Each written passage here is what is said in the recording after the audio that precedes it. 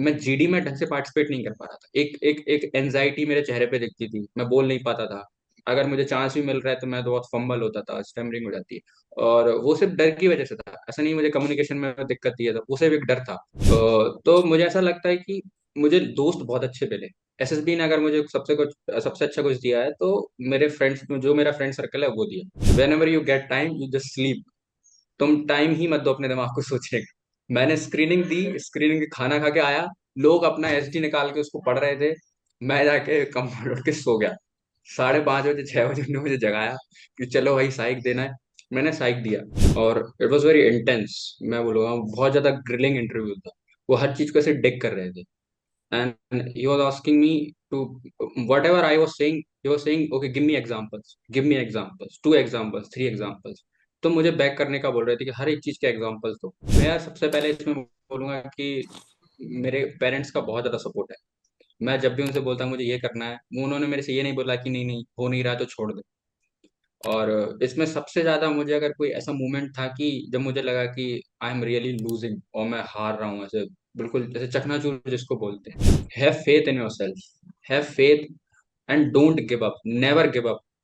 एक ही एटीट्यूड है जो हमें आगे ले जा सकता है।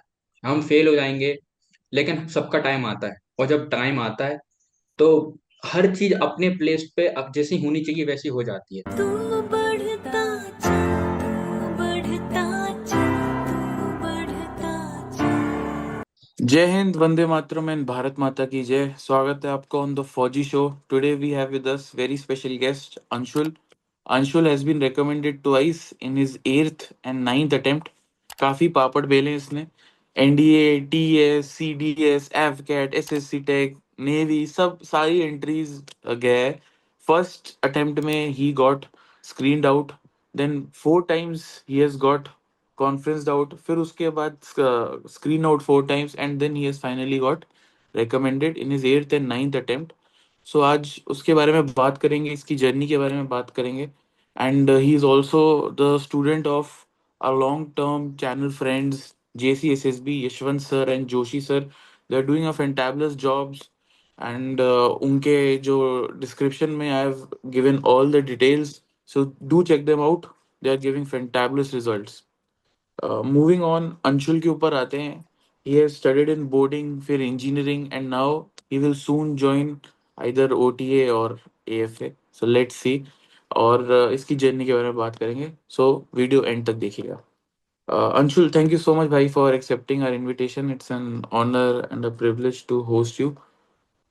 थोड़ा अपने बारे में ऑडियंस को बता, कौन है अंशुल, तेरे को कहाँ से मोटिवेशन मिली फौज के लिए, एंड ये पीछे जो एविएशन का तूने लगाया, ये आर्मी एविएशन है या एयरफोर्स एविएशन है? तो वो थोड़ा ऑडियंस को बता। एंड बस यही अपने बारे में बता। थैंक यू भैया, first of all having me here. Like मैं पहले बाकी लोगों के इंटरव्यूज देखता था, आज मैं यहाँ दे रहा हूँ। It is just because of my hard work और जो टीम ऑफ मेंटर्स मेरे को मिली है जीसीएसबी पाठशाला में, जो मुझे मेंटर्स मिले। आई am very grateful for them कि उनकी वजह से मैं आज यहाँ ये बोल रहा हूँ। And coming to myself, I am Anshul Vishwakarma. And मैं एक बहुत विलेज बैकग्राउंड से हूँ। मेरा विलेज अटारी खेजड़ा है, और जहाँ ये विदिशा डिस्ट्रिक्ट में पड़ता है। आई completed my primary education from there only, from a private school, and then I went to Jawan Navodaya Vidyalaya Shamshabad Vidisha, which is a boarding school. So I completed my education there from 6th to 12th, and then I went to my college for engineering, that is SSC type, that is Bachelor of Electrical and Electronics. I completed my BTech from RGPV Bhopal, and मैं मेरे पूरे परिवार में कोई भी defence forces में कोई नहीं है, कभी कोई बैकग्राउंड नहीं रहा है। बट बचपन से ही लाइक वो जैसे बोलते हैं कि वो लोग जो रिपब्लिक डे पे परेड्स देखते हैं और उससे मोटिवेट होते हैं, वही सब मैं देखता था, थोड़ा थोड़ा मुझे था। Then I went to school, वहाँ पे भी मुझे थोड़ा कुछ लीडरशिप क्वालिटीज के लिए जो एक्सप्लोर करने का मौका मिला। मैंने स्काउट गाइड पहले ज्वाइन किया, देन मैं एनसीसी में आया तो मुझे और थोड़ा सा पता चला। तो भी फिर भी मैं बहुत सर्टेन नहीं था कि मुझे डिफेंस फोर्सेस ही जाना है और दिस इज द प्लेस कि जहाँ मुझे कुछ करना है। Then I got the chance to visit National Defence Academy in 2018 to watch the practice of POP there. somehow I got the chance, और जहाँ मैं वहाँ पे गया, मैंने देखा कि कैसा क्या पीओपी की प्रैक्टिस चल रही है, सुखोई उड़ रहे हैं ऊपर और कैडेट्स इधर उधर जैसे भी चल रहा था। मुझे उस टाइम पे मुझे एक एक स्पार्क मिला कि ठीक है मुझे यहाँ जाना है। देन 2019 में एक्चुअली वो मेरा ट्वेल्थ का फाइनल ईयर था जब मैं ट्वेल्थ में पढ़ रहा था। तो जनवरी फेब के मंथ में my school vice principal son got commission in that year. Great. तो वो आए, सो ही केम इन यूनिफॉर्म एंड वो लोग उनको स्पेशली ट्वेल्थ क्लास के बच्चों से इंटरेक्ट करने के लिए बोला गया। तो वो सिर्फ 15 मिनट की क्लास में आए, तो ही केम इन यूनिफॉर्म एंड वो सब करके, तो उनसे भी मुझे बहुत वो मिला। बट वहाँ कोई बैकग्राउंड नहीं था कि कोई और ऐसे आर्मी वगैरह की तैयारी कर रहा है या एनडीए दे रहा है, सीडीएस दे रहा है। बट स्टिल मुझे उनसे हो गया था कि ठीक है मैं कर सकता हूँ। लॉकडाउन लगा, मैंने और थोड़ा एक्सप्लोर किया। मैं पहले एनडीए के अटेम्प्ट दे रहा था, कि एनडीए दे रहा था, बट मैं प्रिपेयर होकर नहीं दे रहा था। तो I was Fehling in NDA attempt, so I give 5 NDA, failed 4 times my God. NDA. So but जैसे ही लॉकडाउन लगा, देन आई फिगर्ड आउट कि मुझे ये करना है। फिर मैंने सीरियसली प्रिपेयर किया, तो मेरा लास्ट अटेम्प्ट में एनडीए क्लियर हो गया। जैसे एनडीए क्लियर हुआ, फिर उसके पहले मैं TS-42 का एसएसबी देने भोपाल जा चुका था। तो लेकिन वहां में स्क्रीन आउट हो गया। मुझे ये पता भी नहीं था कि एसएसबी क्या होता है। मैं सिर्फ एक नॉर्मल कॉलेज बैग लेके गया था, जिसमें एक एक एक पेयर क्लोथ्स के थे और कुछ नहीं था। मेरे पास सिर्फ डॉक्यूमेंट्स थे, और मैं आज सोचता हूँ कि अच्छा रहा मैं स्क्रीन आउट हो गया, नहीं तो मेरी वहां लग जाती। अगर मैं स्क्रीन इन हो जाता तो पता नहीं मैं क्या करता वहाँ। तो देन फिर मैंने ND-147 का इंटरव्यू दिया, बट अनफॉर्चुनेटली मैं कॉन्फ्रेंस आउट हो गया वहां से। उस टाइम को मुझे बहुत ज्यादा होप्स थी, मुझे अपने आप से एक्सपेक्टेशन थी। मेरी पूरी परफॉर्मेंस भी बहुत अच्छी थी, लेकिन मुझे लगता है मैंने वहाँ थोड़ा डोमिनेट कर दिया। और जहाँ ऐसे एसएसबी में होता है ना कि जब हम देते हैं तो लोग बोलने लगते हैं अरे ये चेस्ट नंबर तो रिकमेंड होगा, ये वाला तेरा चेस्ट तो हो नंबर तो ही हो जाएगा जाएगा। यार। तो हाँ, तेरा तो हो ही जाएगा वो वाला। तो जो लोग मुझे बोलते थे कि तेरा तो हो जाएगा, जब हम लोग बैठे थे, तो और उस टाइम पे स्क्रीनिंग रेशियो भी बहुत था। एक्चुअली मैंने उससे ज्यादा स्क्रीनिंग आज तक नहीं देखी। मैं उस टाइम पे रिपोर्टिंग 240 थी।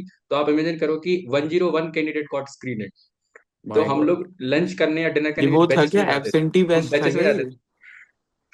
अरे क्या था, उस टाइम पे इतनी रिपोर्टिंग और 101 बंदे स्क्रीन हुए। हम लंच करने डिनर करने हम बैचेस में जाते थे, हमको 15-15 मिनट का स्लॉट मिलता था। तो वहां पे मुझे था कि ठीक है हो जाऊंगा हो जाऊंगा हो जाऊंगा, लेकिन नहीं हुआ। और जो लोग मेरे से बोलते थे कि तू हो जाएगा, हमारा तो बंटन आ रहा है, वो रिकमेंड हो गए। लेकिन और उस टाइम तक मेरे कॉलेज का सेकेंड ईयर चालू हो गया। तो मैंने कॉलेज में भी कोई कोई फ्रेंड्स नहीं बनाए, मेरे कोई फ्रेंड्स नहीं थे, मैं किसी ग्रुप में नहीं था। और मेरे असाइनमेंट भी कोई और लिख रहा था।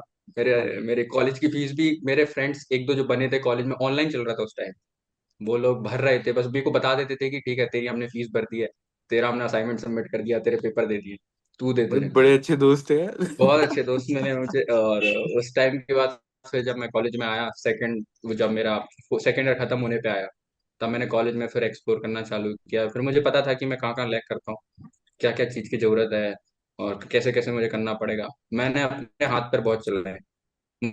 मुझे कोई चीज़ नहीं मिलती थी, मैं उसके लिए आगे लड़ता था कि मेरे को ये चीज़ लीड करनी है, मुझे इस चीज़ में पार्टिसिपेट करना है, ऐसा करना है। सब हर जगह जा जाके तो आई गॉट द चांसेस। मैंने बहुत पार्टिसिपेट किया, बहुत सारे प्राइजेस जीते। फिर ऑर्गेनाइज किए बहुत सारे इवेंट, यूनिवर्सिटी लेवल के इवेंट में भी मेरे को ऑर्गेनाइज करने के लिए मिले। और जो प्रोफेसर थे, एचओडी थे, वो सब भी उनमें अच्छा एक रेपो टाइप का बन गया कि इज अ गुड गाय। तो मुझे रिस्पॉन्सिबिलिटीज भी मिली, तो मैंने वहां से सीखा। और साथ साथ में प्रिपेयर भी करता रहा सीडीएस के लिए। मुझे पता था मुझे कॉलेज से कुछ नहीं करना है। और मैं प्लेसमेंट में भी नहीं बैठा, एक भी मैं प्लेसमेंट में नहीं बैठा। मुझे पता था आई एम डैम श्योर कि मुझे ये चीज करनी है। I am preparing and I will clear it. मैंने सीडीएस दिया, मेरे 6 सेमेस्टर या 7 सेमेस्टर में था, क्लियर हो गया। और मैंने अपना 5th सेमेस्टर में मैंने एफकेट दे ही दिया था, जस्ट फॉर प्रैक्टिस। मैं एलिजिबल भी नहीं था उस टाइम। मैंने जब से देना चालू किया, मैंने हर एक एफकेट क्लियर किया। मैंने 5 बार एफकेट दिया, 5वां बार मैंने क्लियर किया, जिनमें से 2 बार सिर्फ मैं एलिजिबल था, 3 बार में एलिजिबल भी नहीं था। और सीडीएस दिया, सीडीएस क्लियर किया। उसके बाद फिर 2024 में मेरी स्क्रीन आउट की जर्नी फिर और ज्यादा जल्दी से चालू हुई। तो मैं जैन 24 में मैंने पहला सीडीएस आई नहीं दिया। वहां मुझे पक्का लग रहा था कि मैं स्क्रीन इन ही नहीं हो पाऊंगा। तो वहां पता नहीं लेकिन कैसे मैं स्क्रीन इन हो गया। और उसके बाद के अटेम्प्ट में जब मैं प्रिपेयर, मुझे लगता था मैं स्क्रीन इन हो जाऊंगा और फिर रिकमेंड भी हो सकता हूँ, फिर मैं स्क्रीन आउट होते गया। तो मैं फैब में मैंने नेवी एसएससी टैग दिया, तो उसमें स्क्रीन आउट हो गया। अप्रैल में मैंने एफ कैट 1 2024 दिया, उसमें स्क्रीन आउट हो गया। फिर मई में मैंने एसएससी टेक 63 दिया, उसमें स्क्रीन आउट हो गया। जुलाई में मैंने नेवी एसएससी टेक दिया, उसमें स्क्रीन आउट हो गया। और देन फिर मुझे लगा कि मुझे थोड़ा गाइडेंस की जरूरत है, आई एम लेकिंग समवेयर। और मुझे कितनी पता था बार कि मेरा ग्रुप लगातार डिस्कशन या मैं स्क्रीन बहुत आउट ज्यादा हुआ इसका? चार बार लगातार स्क्रीन आउट हुआ। उसके पहले दो कॉन्फ्रेंस और एक स्क्रीन आउट पहले से था, और चार एक इधर लगा था। तो फिर मैं इधर था, भोपाल में ही रहता था। तो मुझे एक बोर्ड दिखता था, ये भोपाल कैंट के आसपास JCSSB पाठशाला करके। तो मैं सोचता था कि यहाँ शायद नॉर्मल ऐसे क्लास चलती होंगी। लेकिन फिर समाऊ में ऐसे जब जब नहीं होता है कहीं, तो हम यूट्यूब वगैरह ढूंढ रहे होते हैं, किसी से पूछ रहे होते हैं, कुछ ना कुछ देख रहे होते हैं। तो मुझे एक वीडियो मिला भूपेंद्र जोशी सर का, कैप्टन भूपेंद्र जोशी सर का। तो उसमें वो साइक के बारे में कुछ बता रहे थे। तो मुझे लगा मैंने जितने अटेम्प्ट अभी तक दिए हैं, 7 अटेम्प्ट दिए हैं, मैं 6 साल हो गए, मैं 2019 से अटेम्प्ट दे रहा हूँ अपने। जितना मैंने अभी तक सीखा है उससे ज्यादा तो मुझे आधा घंटे या 40 मिनट में सर ने मेरा दिमाग खोल दिया।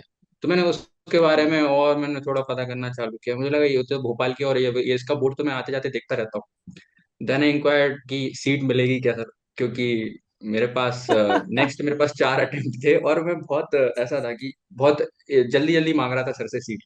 मैंने कॉल किया, तो मैंने उनको बताया सर मेरी ऐसी ऐसी हालत है। सर ने तो मना कर दिया, भाई सीट नहीं है, हमसे 20 लोगों को लेते हैं, और हम हाँ, 20 ही से इज ज्यादा वेरी बढ़ा नहीं। पर्टिकुलर दैट वे, बच्चे कम रखने और क्वालिटी पे फोकस है। क्वालिटी पे फोकस हाँ। करना, सर ने मना कर दिया कि नहीं भाई कोई सीट मीट नहीं है। मैंने बोला सर प्लीज सर रिक्वेस्ट कर रहा हूँ, अगर कोई नहीं आए। उस टाइम दिवाली का टाइम था, हाँ। दिवाली का टाइम। मैंने सर हो सकता है दिवाली है, कोई तो नहीं आएगा, मुझे हो सकता है सीट मिले। तो भी सर करते हैं, ठीक है ठीक है। फिर मैंने एक दो बार और सर से इंक्वायरी की। तो सर ने बोला ठीक है, तुझे बताऊंगा, तुझे मैं आखिरी दिन बताऊंगा। अगर अगर आखिरी दिन बताऊंगा, शाम को 8 8 बजे बताऊंगा, अगले दिन सामान वेट लेके आ जाना। लिस्ट वन बना दिया तेरे को, चार्ट प्रिपेयर होगा तभी बताएंगे हाँ, अब। तभी बताएंगे। मैंने फिर सर को फिर एक दिन पहले फोन किया, कोचिंग स्टार्ट होने के पहले। शायद 20 को चालू हो रही थी उस टाइम पे, तो मैंने 19 अक्टूबर को फोन किया रात को। सर बोले हाँ एक एक नहीं आया है, तो तेरा चांस लग गया, तू आ जा। उस टाइम तक मैं ऐसे वो बोलते हैं बेटिंग में था कि आना ही नहीं आना है। और मैं अपनी अपनी प्रिपरेशन भी ढंग से नहीं कर पाया। मैं सोच रहा था मैं खुद से करूँ कि कोचिंग जाऊंगा तो भी वहां से करूंगा। और मेरा रिपोर्टिंग 4 तारीख को थी, 4 नवंबर को थी, और मैं 20 अक्टूबर तक 19 अक्टूबर तक मुझे ये भी नहीं पता था कि मैं कोचिंग जा पाऊंगा या नहीं जा पाऊंगा। My God. तो मैं 20 को सुबह पहुंच, और 20 को मैं सुबह मैंने पहला हाफ मिस भी कर दिया। मेरा एक पेपर था, मैं वो देने गया। देन वहाँ गया, सर ने एडमिशन दे दिया फाइनली, एक सीट बची थी। तो वहाँ मैंने सब किया, मुझे जितनी वीकनेसेस थी सब खत्म हो गई। और 28 तारीख को शायद हमारा बैच खत्म हुआ। मैं घर गया, और 4 तारीख को मैंने रिपोर्ट किया गांधीनगर में। जस्ट 2 3 दिन बाद स्क्रीन इन हो गया। मैं जो चार चार लगातार स्क्रीन आउट चल रहे थे, वो सब खत्म हुआ, और फाइनली स्क्रीन इन हुआ।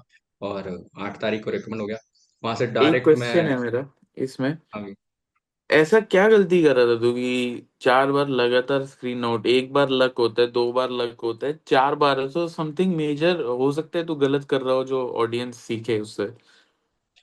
मुझे लगता है पहली बात तो भैया कि स्क्रीनिंग बहुत डाइसी है। आप कब आपको ऐसा लगेगा आपने कभी सबको अपने आपने बेस्ट दिया, बेस्ट, तो भी आप स्क्रीन आउट हो जाओगे। और कभी आपको लगेगा कि मैंने बहुत गंदा परफॉर्म किया है, मैंने नरेशन अच्छे से नहीं किया। और ये मेरे साथ हुआ। मैंने JN 24 में जो CDS INA का अटेम्प्ट दिया था, मेरे ग्रुप में हम 14 लोग थे, 14 पीपल वर देयर। और उसमें से प्रीवियसली रिकमेंडेड भी थे उस वाले ग्रुप में। और सब बहुत अच्छे, मतलब उनकी स्टोरीज इतनी अच्छी जा रही थी, और उनके नरेशन GD। और मैं लास्ट था उसमें। मैंने 10 सेकंड का पॉज भी लिया, मैं सिर्फ ब्लैकआउट हो गया नरेशन करते सब। ये जनवरी 24 की बात है। लेकिन उस ग्रुप में भी मैं स्क्रीन हुआ, बाकी सब स्क्रीन आउट हो गए। और रिजल्ट के पहले मुझे लग रहा था मैं तो गया, मैं घर जाता हूँ, पैकिंग कर लेता हूँ, मेरा कोई कुछ नहीं हो सकता। सेकंड चीज मुझे लगता है, पहले मैं जो गलती कर रहा था, मैं GD में ढंग से पार्टिसिपेट नहीं कर पा रहा था। एक एनजाइटी मेरे चेहरे पे दिखती थी, मैं बोल नहीं पाता था। अगर मुझे चांस भी मिल रहा है तो मैं तो बहुत फंबल होता था, स्टैमरिंग हो जाती है। और वो सिर्फ डर की वजह से था, ऐसा नहीं मुझे कम्युनिकेशन में दिक्कत थी। वो सिर्फ एक डर था, कि मुझे पहले से डर बैठ गया था कि मुझे ग्रुप डिस्कशन में दिक्कत होती है। वो जैसे ही निकला, सब कुछ अपनी जगह पे आ गया, और स्क्रीन इन हो गया। 8 तारीख को एक बार रिकमेंड हुआ। फिर मैं CPS देने गया, तो उधर से डायरेक्ट मैं इलाहाबाद गया। 18 को मैंने फिर रिपोर्ट किया, 18 नवंबर को इलाहाबाद में 19 SSB, वहाँ स्क्रीन इन हो गया। 22 को फिर रिकमेंड हो गया। तो यही है, I am grateful to my mentors and God की अच्छे से हो गया सब। ग्रेट। एसएसबी की तैयारी कैसी की तूने, वो थोड़ा ऑडियंस को बता, because you have seen lot of failure. तो खुद से क्या किया, जेसीएसएसबी में क्या किया, वो थोड़ा ऑडियंस को डिटेल में बता दे। खुद से क्या किया वो भी बताना। हाँ, तो सबसे पहले तो मैं खुद से ही प्रिपेयर कर रहा था। तो मेरे बहुत सारे फ्रेंड्स थे मुझे जो ऐसे मिले हुए थे टेलीग्राम वगैरह पे। और ये एसएसबी प्रिपरेशन के ड्यूरेशन में मुझे बहुत सारे लोग मिले। तो मुझे ऐसा लगता है कि मुझे दोस्त बहुत अच्छे मिले। एसएसबी ने अगर मुझे सबसे अच्छा कुछ दिया है तो मेरे फ्रेंड्स, जो मेरा फ्रेंड सर्कल है वो दिया। तो वो सब लोग या तो एनडीए में थे, जो एनडीए 147 का कोर्स उन्होंने ज्वाइन किया हुआ था, 148 का किया हुआ था, या फिर वो सीडीएस की तैयारी कर रहे थे।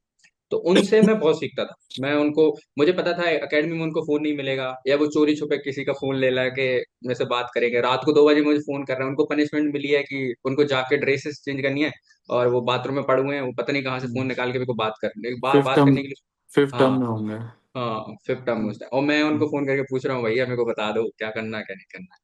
तो मैंने एक तो उनसे बहुत सीखा बहुत ज्यादा। उनसे मैं हर एक चीज के बारे में पूछता था, कैसे क्या करना है, कैसे क्या करना है। तो ऐसे ऐसे करता है मैंने। लेकिन यूट्यूब पे मैंने ज्यादा वो अपने हाथ पे नहीं चला है। मुझे पता था एक वो बोलते हैं कि हाथी एसएसबी, सब किसी को पूंछ पकड़ाती है तो किसी को पैर।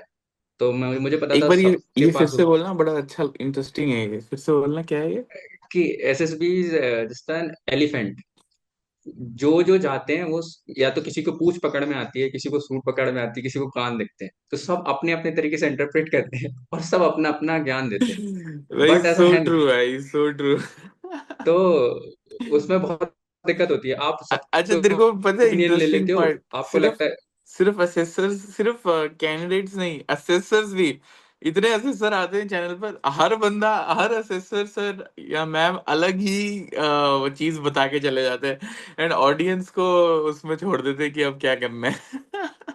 ये बहुत बड़ा हुआ है सबको, क्योंकि यूट्यूब पे इतने असेसर्स हैं, सब लोग अपना दे रहे हैं, कैंडिडेट्स आके बोल रहे हैं।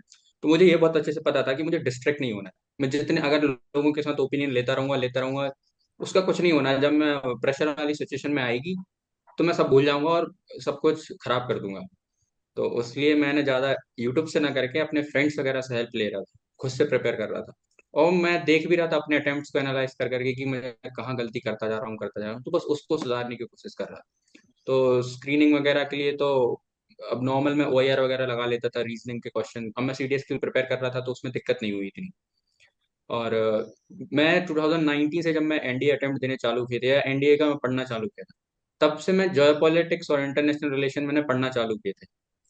उस टाइम पे प्रशांत धावन सर पढ़ाते थे, उनका चैनल आया था अभी वर्ल्ड इस अफेयर्स पे करके। हाँ, कैरियर ट्वेंटी फोर कैरियर पे। सेवन में। तो जब उस चैनल पे उनके सब्सक्राइबर नहीं थे ना, बहुत कम सब्सक्राइबर थे। मैं उनमें से स्टार्टिंग उन लोगों में से था। और एक और सर थे, एक अमित सेन गुप्ता सर करके हैं, जो हाँ, इंग्लिश में वो बहुत अच्छा। यूपीएससी हाँ, की तैयारी कर रहा हाँ, था। यूपीएससी का है, तो वो बहुत अच्छे से बताते हैं। तो उन सबसे मैं पढ़ता था। धीरे धीरे धीरे मेरा उसमें इंटरेस्ट पड़ने लगा। वो चीज से मैं प्रिपेयर कर रहा था अपने जीडी के लिए, ग्रुप डिस्कशन और इंटरव्यू के लिए। कि अगर मैं बोलूंगा, जब भी मैं बोलूं तो मैं ऐसा बोलूं जो सिग्निफिकेंट हो। मैं कुछ भी ना बोलूं कि ठीक है for the sake of speaking मैं जीडी में बोल रहा हूँ। तो मेरा वो वाला पार्ट अच्छा हो गया, वहां से प्रिपेयर करता रहा मैं 6 साल। आप सोचो 6 साल से अगर मैं कंटिन्यूस उस चीज को फॉलो कर रहा हूँ, बेस मेरा अच्छा बन गया था। तो I was pretty confident about my GS और जी के नॉलेज की, ठीक है ये मैं बोल दूँ। ये मैंने वहां से प्रिपेयर किया। उसके बाद इंटरव्यू मैं मॉक दे देता था अपने फ्रेंड्स को, या तो वो मुझे बता देते थे यहाँ ऐसा हो गया, यहाँ दिक्कत है। अच्छा, और साइक तो इन फ्रेंड्स भी फिर इंटरव्यू वैसा ही लेते थे कि ओके टेल, वो जो पूरा लंबा सा मोनोलॉग होता है सीआईक्यू का है। हाँ, हाँ, सेम ऐसे ही लेते थे।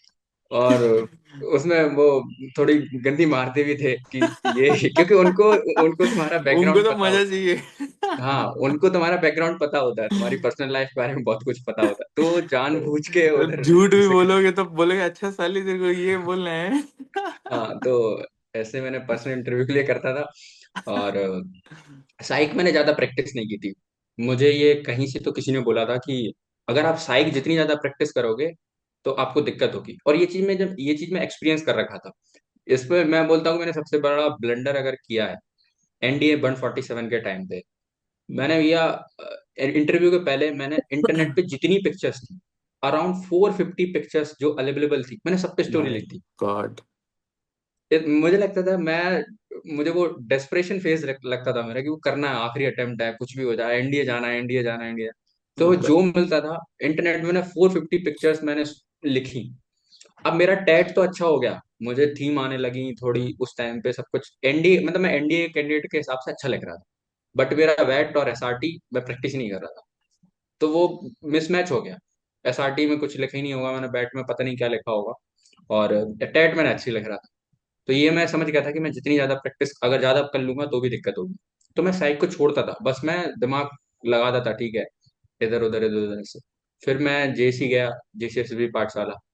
वहां मैंने सर को बताया था शुरू में कि सर मेरी जीडी में मुझे दिक्कत है, मुझे बहुत अच्छे Yashwant sir, Joshi sir. Yashwant sir को मैंने बताया था कि सर मेरी जीडी में बहुत दिक्कत है। और सर ने मुझे जब पहला दूसरा जीडी हुआ तो उसमें बोला भी कि तेरे चेहरे पे वो दिखता है, तू बोलना चाह रहा है लेकिन तू बोल नहीं पा रहा है, गुस्सा आ रही है तुझे, वो एंजाइटी, वो फेयरनेस, ऐसा सब कुछ दिख रहा है, उसको कंट्रोल कर जैसे तैसे कर। थोड़ा सा मुझे कॉन्फिडेंस गेन हुआ वहाँ, धीरे धीरे धीरे धीरे, तो मेरा जीडी अच्छा हो गया। जीडी में मुझे दिक्कत आनी बंद हुई। लेक्चरेट में मुझे पहले डर लगता था, लेकिन मैंने कभी लेक्चरेट के लिए प्रिपेयर नहीं किया था। जैसे, और मैं तो बोलूंगा अभी बाकी सबसे भी, अब जैसे उसके लिए लोग लेके बैठ जाते हैं ना कि ये टॉपिक है, मैं पूरा रट लेता हूँ, ये कर लेता हूँ, वो कर लेता हूँ। उसकी जरूरत नहीं है। अगर आप रोज न्यूज़पेपर भी पढ़ रहे हो, अगर आप न्यूज़पेपर पढ़ रहे हो, एडिटोरियल भी पढ़ रहे हो, तो it is enough for lecturette. कोई आपको रॉकेट साइंस पे ऊपर आपको वो नहीं देना वहाँ पे। जनरल जनरल टॉपिक है, जनरल जो पॉलिसीज आ रही हैं, इंटरनेशनल रिलेशन है, मैंने कभी उसके लिए अलग से प्रिपेयर नहीं किया। जो मुझे पढ़ना आता था, बस उसको मैंने प्रेजेंट करना सीखा। एसएसबी, जो जेसी एसएसबी पाठशाला था, वहां भी मैंने उसको ट्राई किया कि मैं कैसे प्रेजेंट कर सकता हूँ। वो अच्छा गया, लेक्चर सीख गया ढंग से, जीडी सीख गया। पीजीटी और एचजीटी वगैरह में मुझे कभी दिक्कत नहीं थी उस चीज में, तो वो सब मैं अच्छे से कर लेता था। साइक में मेरा तो अलग ही दिमाग खुल गया।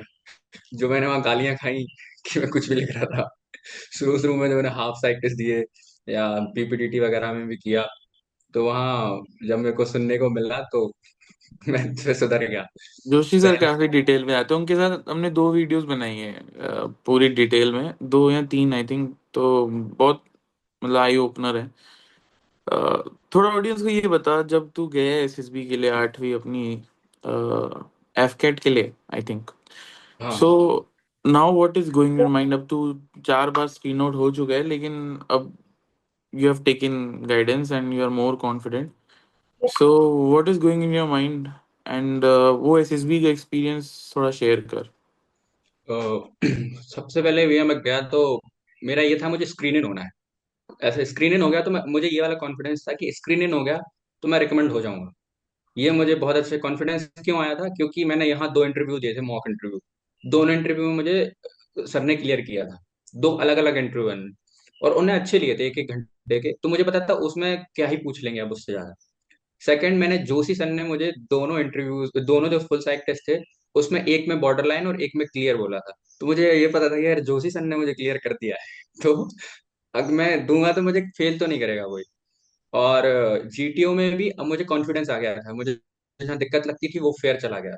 तो आई वॉज प्रेटी कॉन्फिडेंट कि मैं अगर स्क्रीन इन होता हूँ तो मैं रिकमेंड हो जाऊँ। तो लकीली पिक्चर्स भी अच्छी आ गई मेरे ग्रुप, जो पीपीटीटी का था वो भी सही हो गया और मैं स्क्रीन इन हो गया। जैसे मैं स्क्रीन इन हुआ, तो पहली चीज मैंने की कि इस बार मुझे चिंता नहीं करनी है। मैं बहुत पहले बहुत ओवर थिंक करता था प्रीवियस अटेम्प्ट्स में, कि यार मैंने ये वाले टेस्ट में ऐसा कर दिया, ये वाले टेस्ट में ऐसे कर लिया, और उसका सॉल्यूशन भैया मैंने सोचा, जो मैंने निकाला वो था sleep. When ever you get time you just sleep. तुम टाइम ही मत दो अपने दिमाग को सोचने का। मैंने स्क्रीनिंग दी, स्क्रीनिंग के खाना खा के आया, लोग अपना एसडी निकाल के उसको पढ़ रहे थे, मैं जाके कंप्यूटर उठ के सो गया। 5:30 बजे 6 बजे उन्होंने मुझे जगाया कि चलो भाई साइक देना है। मैंने साइक दिया। साइक में मैं जैसा आई ओपनर टाइप मुझे यहाँ से मिला था, मैं वैसा लिखता जा रहा था, अच्छी स्टोरीज बनाई थी। देख कर मुझे फिर, जैसे एसआरटी में बोलते भी हैं कि 40-45 के अप्रोक्स आपको टच करना है, मिनिमम करना है। बट मैं एक, मैंने ये भी था कि आप क्वालिटी लिखोगे तो भी चलेगा। मैंने उस टाइम लिखा सिर्फ 33 एसआरटी की। और मेरे से पहले किसी ने ये कह के भी भेजा था कि अगर आप एयरफोर्स के लिए जा रहे हो तो आपको साइक बहुत ही अच्छा करना पड़ेगा, 50 एसआरटी लिखनी पड़ेंगी, 55 लिखनी पड़ेंगी। बट मुझे ये इतना था कि मैंने टेट अच्छा लिखा है, वेट अच्छा लिखा है, मैं एसटी अच्छे से लिख रहा हूँ, और जो एसआरटी लिख रहा हूँ वो बहुत रियलिस्टिक और सेंसिबल मैनर में लिख रहा हूँ। कुछ भी नहीं लिख रहा हूँ कि जस्ट सॉल्व करनी। मैंने सिर्फ 33 एसआरटी सॉल्व की। मेरा सहायक हो गया। मैंने उस पर ध्यान भी नहीं दिया कि मेरा सहायक कैसा हुआ, कुछ नहीं। मैं इधर आया, रूम में आया, खाना खाया और सो गया उस दिन। नेक्स्ट दिन उठा, नेक्स्ट दिन हम फ्री थे, कुछ भी नहीं था हमारा पूरा ग्रुप का। और जो वहां मुझे जो ग्रुप मिला 3 FSB गांधीनगर में, बेस्ट बेस्ट पीपल मुझे अभी तक एसएसबी में मिले, बेस्ट, एक से कुछ बढ़ के बता। एक। उसमें एक तो पीआर था, पहले से प्रीवियसली रिकमेंडेड था सीडीएस ओटी के लिए। तो वो मेरा सा बड़ा भाई टाइप का बन गया। मैंने उसको अपनी कमी बताई कि ये चीज है, मुझे जीडी में दिक्कत होती है भाई। बोला तू टेंशन मत ले, मैं हूं ना, मैं तुझे सब करा दूं। इस नेम इज डॉक्टर राहुल कामले। वो बीडीएस है, और अभी अनफॉर्चुनेटली उसका आरएमबी क्लियर नहीं हुआ तो सीडीएस ओटी ज्वाइन नहीं कर रहा है। But is a very very decent, very good guy. बाकी लोग थे बहुत बहुत प्यारे प्यारे से थे। एक हरियाणा का था, इतने कॉमेडी कॉमेडी, मतलब इतनी कॉमेडी कि हम रात भर सोते नहीं थे, रात भर जैसे जाग को। कोई incident you can share. Like I can share one incident from the lecturette.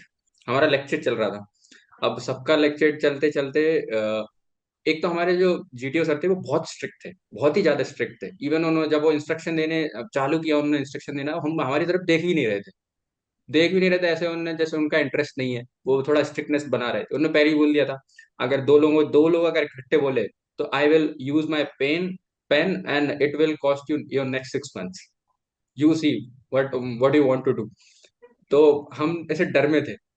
तो हमारा पहले ही पूरा एसटीसी हो रखी थी हमारे जीटीओ टाइम में। अब लेक्चर जैसे ही चालू हुआ तो सबने अपना अपना लेक्चर बोल दिया। तो अ, उसमें हमारे साथ एक था, उसका टॉपिक आया डिसीजन मेकिंग। तो हम जैसे बैठे हुए थे तो सबकी फटे हुए थी, और उसने चालू किया कि okay friends, so for what we are here, ऐसे ऐसे करके उसने स्टार्ट किया। To become officer in the defence forces, do we have the qualities to become officer in the arm forces? Definitely not. तो और हम ऐसे हंस रहे हैं, पीछे जीटी सर बैठ के हंस रहे हैं। वो बोलता है कोई क्वालिटीज नहीं है हमें, हम लोग कोचिंग ले लेते हैं और ऐसा कर लेते हैं, वैसे कर लेते हैं, और हम लोग अपनी हंसी कंट्रोल कर रहे हैं, जीटी सर अपनी ही हंसी कंट्रोल कर रहे हैं। और जिसते से और फिर उसने दो तीन इधर उधर के कोट्स वगैरह बना के बोल दिए, और हम हंसते हंसते आ गए। घर आए, हम जब हॉस्टल में आए तो वहां भी हम उसी को डिस्कस कर रहे हैं, हंस रहे हैं। इवन कि जब मेरा कमांड टास्क चल रहा था और उन्होंने मेरे से पूछा कि best moment of your SSB इधर का, तो मैंने उनसे बोल रहा sir lecturette of chest number so and so. तो बोलते oh so you enjoyed the lecturette of him? मैंने यस सर। बोलता मी टू। और वो इतने स्ट्रिक्ट थे, इतने स्ट्रिक्ट थे कि क्या और ग्रुप बताऊं, से बहुत रिकमेंड ज्यादा। कितने हुए? मैं अकेला हुआ उसको रिकमेंड। ओके। ओके। बाकी लोग बाद में रिकमेंड हुए, उसमें और भी थे, तो वो बाद में सीडीएस आईएमए के लिए रिकमेंड हो गए थे। They were very good good. People, और अच्छे लोग थे। और इवन वन मोर मोमेंट, जब हम लोग पीजीटी कर रहे थे, पीजीटी करते समय वो स्ट्रिक्ट तो थे ही, उन्होंने बोल दिया कि कोई ये नहीं, तुमको इंस्ट्रक्शन की जरूरत ही नहीं है, तुम तो रिपीटर्स हो, तुम मेरी सुनोगे क्यों, तुम तो अपनी अपनी करोगे, तुम लड़ोगे, तुम ये करोगे वो करोगे, मैं इंस्ट्रक्शन नहीं दूंगा। और मैं तुम्हें कोई लिबर्टी भी नहीं दूंगा कि तुम ग्राउंड पे चल के जाओ, मुझे हर एक बंदे ग्राउंड वो जो आपने बनाया ब्रिज उसको पार करके जाना चाहिए, हाफ हैंगिंग ब्रिज नहीं चाहिए, मुझे एंड टू एंड ब्रिज चाहिए। सबकी फटे में, सबकी। और उन्होंने एक एक एक बार बोला कि अगर किसी ने रोप बोला, जैसे ही किसी ने रोप बोला और मैंने अपनी पेन चलाई, और तुम सोच लेना तुम गए खत्म। तो जैसे हमने पीजीटी चालू किया, और चालू करने पे ही जो राहुल था, जो पीआर था, उसने पहले वाले ऑब्स्टिकल में ही बोलता है हम यहाँ पे रोप लगाएंगे। तो वहां से जीटी से उठ के अपनी अपनी चेयर से खड़े होके आते हैं, किसने बोला रोप, किसने बोला, मैं बताऊं तेरे रोप अभी। तो फिर सब रोप से डर गए, और फिर सब ऐसे रोप जहां दिखती सब एक दूसरे के ऊपर ऐसे फेंक रहे थे कि हमको हमको रोप मत दो, रोप छोड़ दो, रोप छोड़ दो। तो हम ऐसे रोप को ऐसे गेंद की तरह बॉल बना ली और हम फेंक रहे हैं, और जीटी सर हमको देख रहे थे कि कर क्या रहे हैं, रोप से सब डर रहे हैं। तो बट ये उन्होंने मतलब क्यों किया होगा? मतलब दिक्कत क्या है इसमें कि रोप से क्या दिक्कत है उनको? रोप से मुझे लगता है उनको ये थी कि अननेसेसरी लोग रोप को यूज कर रहे थे, अननेसेसरीली कि हम यहाँ लूप बना देंगे, हम यहाँ बांध देंगे, इसको बांध देंगे, उसको बांध देंगे, क्योंकि काम हो रहा था, बेसिक आइडिया से भी काम हो रहा था। तो आप सब प्लैंक को अगर आप बल्ली पे भी रख दोगे तो हो जाएगा, बस थोड़ी मेहनत लग रही थी, आपको हाथ से पकड़ के बैठना है, और फिर आपके ऊपर से लोग निकल के जा रहे हैं, आपकी उंगली पे हाथ रख रहे हैं, ये सब वो कर रहे हैं। वो रोप रोप रोप रोप में टाइम भी लगता है, मुझे ऐसा लगता है कि अगर आप रोप ज्यादा लगा रहे हो, इतने बड़े ग्रुप को आपको पार कराना है। तो और ये बात मैंने मैसूर में भी एक्सपीरियंस की थी कि मोस्टली एएफएसबीज में थोड़ा एंड टू एंड कनेक्शन और सिर्फ रखने के ही पे ज्यादा फोकस रहता है, कि ना कि आप रोप से ज्यादा यूज करें। बट हमारा ग्रुप थर्ड ऑब्स्टिकल पे जाके फंस गया। ओके। अब वो वहां पे किसी को आइडिया नहीं रहा, किसी को भी बहुत दिक्कत हो रही है, आगे नहीं बढ़ पा रहे हैं। और जीटीओ भी ऐसे, जीडी सर बैठे हैं फाइल बंद करके, उन्होंने बोला इनका तो हो गया, मैं इनको अभी गाली दूंगा 2 3 और ये लोग खत्म, उनका हो जाएगा। हम खड़े हैं, खड़े हैं। फिर अब उन्हें पहले डांट भी दिया था अगर कोई रोक बोलेगा तो। फिर मैंने थोड़ा सा वो गट्स थोड़े मैंने इकट्ठे किए और मैंने बोला कि आई हैव एन आइडिया उधर पे। तो उनने तुरंत फाइल खोली, हाँ किसको आइडिया है, ऐसे बोल रहे, आ गया हो जिसको आइडिया है वो आगे आ जाए। मैंने आगे जाके मैंने रोप मांगी, मैंने बहुत सोचा कि रोप अगर मैं बोलूँ या तो मैं फेल हो जाऊंगा या पास हो जाऊंगा। मैंने रोप लगाया, उनने देखा, और मैंने ये नहीं बोला कि हम ऐसे ऐसे करूँ, मैंने रोप लिया, बांधा, जैसे थर्ड ऑब्स्टिकल पे लगाया, ग्रुप पार हो गया, उनने कुछ नहीं बोला, मैं खुश हो गया, मैंने कहा, ठीक है काम हो गया। वेरी तो गुड। अच्छा, अच्छी इंडिविजुअल एक्सपीरियंस। ऑब्स्टिकल्स कितने किए? इंडिविजुअल ऑब्स्टिकल मैंने पूरे किए, 10 किए। मुझे इसमें कभी दिक्कत नहीं आई, मैंने प्रीवियस अटेम्प्ट्स में भी मैं या तो 11 करता था या 12 करता था। इवन मेरे ओके। जो सेकंड रिकमेंडेशन वाला अटेम्प्ट में था, उसमें जो साहब जो ग्राउंड्समैन होते हैं वो साहब नागा थे। तो वो ऐसे देख रहे थे, करते करते जब खत्म हुआ तो जब जीटी सर चले गए, तो आके ऐसे बोले कि तुम सब लोगों में से सबसे अच्छा किसने किया है, ऐसे करके पूछ पाछ के। तो बोलते हैं चेस्ट नंबर 29 ने सबसे अच्छा किया है, उसने पूरे किए ऐसा। तो मुझे इंडिविजुअल ऑब्स्टिकल में कभी दिक्कत नहीं हुई थी, ने पूरे एयरफोर्स करते। वालों के थोड़े ऊंचे भी होते हैं, व्हाट आई हर्ड। हाँ हाँ, ऊंचे होते हैं थोड़े से, डर डर लगता है करने में। ओके। इन इंटरव्यू को कंपेयर करते हैं, दोनों इंटरव्यू जिसमें रेकमेंड हो आप, एट्थ और नाइन्थ अटेम्प्ट, तो वो थोड़े दोनों इंटरव्यूज को शेयर करो, एक्सपीरियंस कैसा था एयरफोर्स का, आर्मी का, क्या क्या पूछा और क्या आंसर था, इफ एनी मेमोरेबल और टफ क्वेश्चन जिस पे फंसे हो वो भी शेयर करना है। अ, सबसे पहले अगर एएफएसबी का इंटरव्यू था तो मेरा प्रेसिडेंट ने लिया था, एएफएसबी गांधीनगर में इंटरव्यू। तो my interview went for around 1 hour 10 minutes, और इट वॉज वेरी इंटेंस। मैं बोलूँगा बहुत ज्यादा ग्रिलिंग इंटरव्यू था। वो हर चीज को ऐसे डिग कर रहे थे, and he was asking me to whatever I was saying, he was saying okay give me examples, give me examples, 2 examples, 3 examples। तो मुझे बैक करने का बोल रहे थे कि हर एक चीज के एग्जांपल्स दो। तो उसमें बहुत, और लेकिन मुझे ये था कि मुझे आराम से बैठना है, काम एंड कंपोजर। मैं शांति से बैठा था, अपना टाइम ले रहा था, आंसर कर रहा था, कर रहा था, कर रहा था। उनने मुझे फ्रेंड्स में बहुत ज्यादा ग्रिल किया। इवन कि एफ आई शेयर की मेरे जो फ्रेंड्स के नाम है, मैंने अपने 5 फ्रेंड्स में से करके रखा हुआ था, सिलेक्ट की मुझे इनके नाम लेने हैं। और उसमें एक लड़की थी 5th नंबर पे। तो वो मेरे से बोलते हैं कि I say it is very strange that all of your friends name start with A. तो मैंने कहा ऐसा नहीं, तो बोले कि क्या तुम्हारे सारे फ्रेंड्स जो तुम उन्हीं को फ्रेंड्स बनाते हो जो तुम जिनका नाम ए से स्टार्ट होता है। मैंने कहा नहीं नहीं सर ऐसा नहीं है। ऐसा तो उस पर मुझे बहुत ऐसे ग्रिल टाइप का किया। फिर वो आए कि why there is only one girl in your friend list. बोलते हैं this is your girlfriend, this is your potential girlfriend, ऐसा करके उसको उन्होंने बहुत ऐसा ग्रिल किया। तो I was like no no sir, मेरे कॉलेज की अच्छी फ्रेंड है, ऐसा है ऐसा है। नहीं बोले नहीं नहीं तुम बता नहीं रहे हो। फिर उसके बाद उन्होंने वहां छोड़ दिया। वहां छोड़ने के बाद वो और कुछ पूछने लगे, और कुछ पूछते पूछते पूछते फिर दोबारा वहीं पे आ गए कि यार कुछ तो होगा, तुम ऐसे मुझे बता नहीं रहे हो, और ऐसा होगा ऐसा होगा। फिर उनने फैमिली में मुझे बहुत बहुत ग्रिल किया, तुम अपने कैसे हेल्प करते हो, तुमने पापा या मम्मी से कैसे हेल्प लेते हो, सबके एग्जाम्पल बताओ। मैंने पापा का तो बता दिया, अब मम्मी का मुझे याद नहीं आ रहा, तो मैं वहां बैठा बैठा सोच रहा, बनाया फिर मैंने वहां एग्जाम्पल बना के उनसे बोला। और लेकिन ये मैंने ये चीज वहां मेंटेन की थी कि जब भी वो प्रेशर सिचुएशन में मुझे डालने की कोशिश कर रहे थे, तब मैं था कि मुझे बहुत नॉर्मल आंसर देना, बहुत मैं हंस के उनको आंसर देता था, और वो सामने वाले हंस जाते थे और मैं भी हंस जाता था, और चिल माहौल बन जाता था। तो इंटरव्यू चलता रहा 1 घंटे 10 मिनट चला और अच्छा चला। आखिर में उनने मेरे से सर्विस रिलेटेड नॉलेज भी ज्यादा नहीं पूछा। बाकी रिपीटर से बहुत पूछते हैं, अब मैं 8th अटेम्प्ट में बैठा हूँ अपने, मैं प्रिपेयर्ड था। बट स्टिल उन्होंने सिर्फ 1 2 क्वेश्चन ही पूछे कि कितने ड्यूरेशन की ट्रेनिंग होगी, कौन से वाले एयरक्राफ्ट पे होगी, यही सब बेसिक क्वेश्चन 2 आखिरी में पूछे। बाकी उन्होंने ये सब पूछा। सेकंड चीज मैंने उस इंटरव्यू में ये हुआ, जब बहुत ज्यादा डिगिंग हो रही थी, तो मैंने कहा अब मुझे इंटरव्यू अपने हिसाब से चलाना पड़ेगा, नहीं तो मेरी तो ऐसी तैसी हो जाएगी। तो उन्होंने ऐसा कुछ तो पूछा, तो मैंने उसमें बोल दिया कि sir I have interest in Jio politics and international relation. Okay. और ये आपको पता होगा कि मतलब ये उनका ये फेवरेट है टॉपिक होता टफ है है। यार। हाँ ये टफ, उनको लगता है कि अच्छा तू हमारे हाँ, उसमें आ रहा है। यू हैव टू अब चैलेंज। उसमें थे। और बट मैं उसके लिए प्रिपेयर था, मैं उसी मूवमेंट के लिए पिछले 6 साल से प्रिपेयर कर रहा था कि मैं हाँ। कहाँ मैं बता पाऊंगा उस चीज के लिए। फिर उन्होंने चालू किया, US, China, Russia, Israel, Gaza, India, सब कुछ, नेवी, एयरफोर्स, सब कुछ मैं आंसर करता रहा। बहुत अच्छे से उनको हर एक आंसर दे रहा था, कन्विंस कर रहा था। वो बोल रहे थे कि ईस्ट को चूज करना चाहिए, वेस्ट को चूज करना चाहिए, रशिया की तरफ जाना है, यूएसए की तरफ जाना है। और मैं उनको बहुत डिटेल्ड एनालिसिस उसमें आंसर्स कर रहा था। तो उसमें वो सेटिस्फाई हो गए, तो उन्होंने मुझे 1 घंटे 10 मिनट में छोड़ दिया।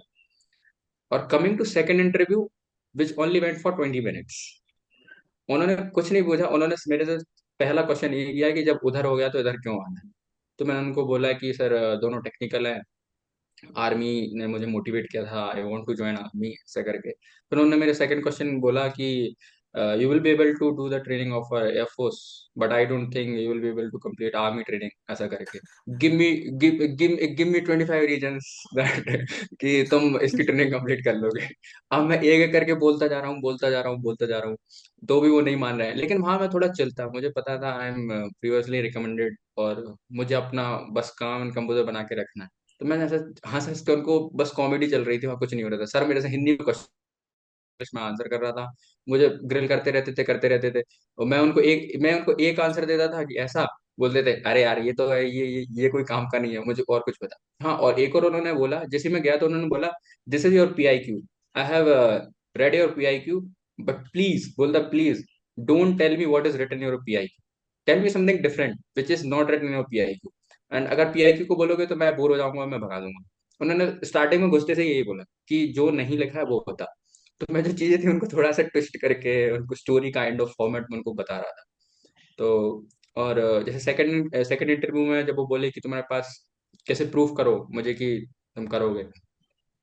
मैंने और फिर उन्होंने ऐसे मुझे फंसाने की कोशिश की। पहले वो बोलते हैं कि कब तूने डिसाइड किया था, या कब से तेरे को लगता था कि फौज मौज में जाना है? मैंने सर, मैं चाइल्डहुड से मैं अपने चाइल्डहुड में ही इंस्पायर हो गया था, परेड वगैरह देखता था। तो बोलते हैं might be in class 7th और 8th। मैंने कहा yes sir, I join NCC in my class 9th। बोलते ओके ओके। और उसके पहले उन्होंने पूछा था कि मैं अगर तेरे फादर साहब से पूछूंगा तो कौन सी 2 क्वालिटीज वो बोलेंगे इंप्रूव करने, तो मैंने बोला था फिजिकल फिटनेस एंड स्टेमिना। तो बोलते हैं ठीक है ठीक है। तो फिर आते आते फिर और उन्होंने से पूछा कि अभी अभी तू कितनी रनिंग करता है। मैंने बोला सर मैं सिर्फ अभी 2 किलोमीटर दौड़ता हूँ। बोलते हैं ये तेरा फिजिकल स्टैंडर्ड है, इसमें तू आर्मी ट्रेनिंग कंप्लीट करेगा। मैंने सर मैंने अभी स्टार्ट किया है, मैं धीरे धीरे बढ़ा रहा हूँ। तो बोलते हैं ठीक। बोलते हैं तेरे पापा शुरू से ही बोलते होंगे। मैंने कहा हाँ सर। तो बोले तू मुझे पागल क्यों बना रहा है, जब तुझे 10 साल पहले पता था कि तुझे फौज ज्वाइन करनी है। तेरे पापा तेरे से बचपन से बोल रहे हैं कि तेरे को फिजिकल स्टैंडर्ड तेरे को ठीक करने हैं, और तू अभी 2 2 किलोमीटर दौड़ता है, और तू मेरे से कह रहा है तू आर्मी की ट्रेनिंग कंप्लीट कर लेगा। ऐसा बहुत उसमें ऐसे उन्होंने बहुत ज्यादा ग्रिलिंग उसमें बोला। मैंने सर को बोला सर मेरा जो स्कूल करिकुलम था वो सब ऐसे डिजाइन था कि मैं फिजिकली एक्टिव था, ऐसा था। और मैं I am very confident that I will be able to do it. बोलते ओके ओके। और फिर उन्होंने एक लाइन बोली कि अभी तू 8 महीने बाद अफसर बन जाएगा, फिर तू तो और नहीं करेगा। तो मैंने कहा ये मेरे से करेंगे, अफसर बन जाएगा, अफसर बन जाएगा। तो मैं श्योर हो गया कि मैं हो गया हूँ। तो मैंने बोला नहीं नहीं सर ऐसा नहीं है, once I will become an officer then it is my responsibility कि मैं अपने जो भी सोल्जर्स हैं उन सब से मैं अच्छी फिजिकल फिटनेस और वो सब रखूं, मैं और एफर्ट्स पुट करूंगा, ऐसा ऐसा करूंगा। मैंने उनको कन्विंस कर दिया। 20 मिनट चला इंटरव्यू, बोले वी आर डन, हो गया। तो second interview was 20 minutes. 20 minutes. और एक एक और उन्होंने ऐसा फुटबॉल का था, फुटबॉल का वो पूछ रहे थे कि तू खेलता था, तुझे ये चीज नहीं पता। वो मेरे से बोल रहे थे जो इनर बॉक्स होता है और जो आउटर बॉक्स होता है उसमें डिफरेंस क्या होता है। मैं उनसे बोल रहा था सर मैंने बहुत पहले खेला था, अभी नहीं आता। बोलते तू देखता होगा, देखा तो होगा। मैंने सर मैं फॉलो ही नहीं करता, मैं क्रिकेट नहीं देखता हूँ सर, मैं फुटबॉल क्या देखूंगा। बोलते तो फिर गलत बात है, तू खेलता था मुझे पता, तू गैस कर ऐसा ऐसा कर। मैं मना करते जा रहा था, फिर भी वो मेरे को ग्रिल किया और फिर छोड़ दिया, कुछ नहीं पता। ग्रेट। 7 टाइम्स फेलियर, 4 टाइम्स इसमें से स्क्रीन आउट, हर बार घर पे कॉल करना कि मैं स्क्रीन आउट हो गया हूँ, अब टिकट करा दो मेरी। तो थोड़ा सा तो मतलब ट्रॉमेटिक होता है, बुरा लगता है, specially when you are not sitting in placements and you come from a humble background. How do you deal with that? तो यार सबसे पहले इसमें बोलूंगा कि मेरे पेरेंट्स का बहुत ज्यादा सपोर्ट है। मैं जब भी उनसे बोलता हूँ मुझे ये करना है, वो उन्होंने मेरे से ये नहीं बोला कि नहीं नहीं हो नहीं रहा तो छोड़ दे। और इसमें सबसे ज्यादा मुझे अगर कोई ऐसा मोमेंट था कि जब मुझे लगा कि आई एम रियली लूजिंग और मैं हार रहा हूँ, ऐसे बिल्कुल जैसे चकनाचूर जिसको बोलते हैं। तो आफ्टर एनडीए में जब मैं नहीं हुआ था, तो उसके बाद जब मैं अप्रैल में लास्ट ईयर में एफकैट का इंटरव्यू देने गया, that time I was pretty confident and prepared to get recommend. मैं उस टाइम था कि मैं देहरादून गया हूँ, मैं अगर स्क्रीन हुआ तो मैं रिकमेंड हो जाऊंगा। उस टाइम पे मैं स्क्रीन आउट हुआ और मैंने पापा को फोन किया। पापा को मैंने फोन करके बोला पापा स्क्रीन आउट हो गया। और उन्होंने मेरे से सिर्फ इतना बोला, अरे हमें तो लग रहा था कि इस बार तू रिकमेंड हो जाएगा। उस टाइम मुझे ऐसा लगा कि जैसे पैरों के नीचे से जमीन की, उनकी बहुत एक्सपेक्टेशंस हैं, ऐसा है। तो मेरा पहले प्लान था कि मैं घूमूंगा, देहरादून जा रहा हूँ पहली बार तो घूमूंगा। मैंने कुछ नहीं किया, मैं बस में बैठा, मैं घर आ गया, कॉलेज आ गया, मैं घर भी नहीं गया। तो वो बहुत हुआ।